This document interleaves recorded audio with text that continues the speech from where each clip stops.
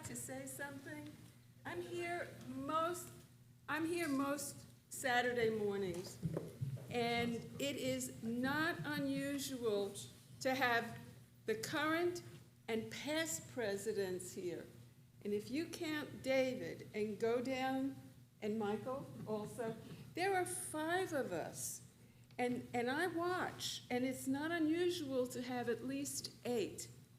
And that shows how connected we are to the synagogue and to each other. And many of you who are sitting here have played very important roles. And those of you who are on the threshold of getting involved and taking on responsibility, I think I can speak for all of us to say we welcome you. Don't be shy. We want you to be involved. Who knows, you may be standing here as a past president someday. Well said, Zay. Thank you, Zaylene. Guess we'll find out how big a burnout Mike can be. As Phil mentioned, there was no Devar assigned for today. Somehow it slipped between the cracks.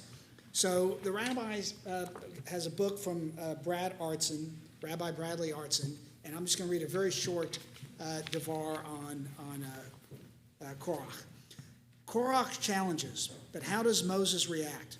Faced with the most threatening rebellion of his entire leadership, Moses could well be expected to respond with tremendous passion and force, lashing out ruthlessly to crush his rebellious underling. But the God that Moses celebrates is El Rachum V'Chanun, the God of compassion and mercy. Thus, Moses first reacts to the insubordination by repeatedly expressing concern for the rebels themselves. Rather than punishing them immediately, he engages in a series of maneuvers to postpone the inevitable clash, hoping all the while that Korach and his followers will back down.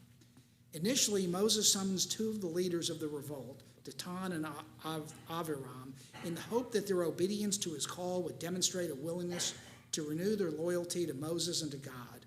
When they refuse to come, Moses again postpones the public contest, saying only, "Come morning, the Lord will make known who is his." The Torah records that when first faced with the rebels, Moses fell upon his face. Rashi understands this to mean that he was dismayed that they would yet again rebel against God. He notes that this is the 4th rebellion, following the golden calf, the murmurings, and the recalcitrant spies. 3 times Moses intervened with God to overlook the rebellion, but now at the rebellion of Korach, his hands sank down. This may be compared to a prince who has sinned against his father, and the counselor conciliated his father for him once, twice, and 3 times. But when he offended the 4th time, there sank down the hands of the counselor, for he said, "How long can I impose upon the king? Perhaps he will no longer accept advocacy from me."